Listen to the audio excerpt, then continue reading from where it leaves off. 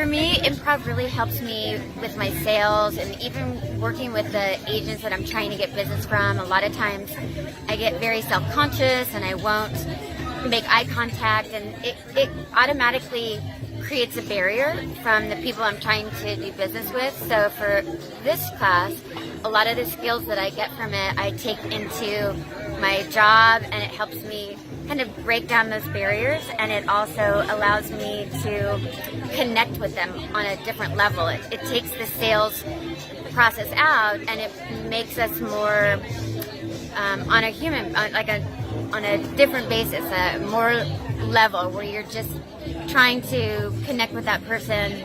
Out, taking the sales out of it altogether, you're just connecting with them. So it really helps in my job, but it also helps with my interaction with people.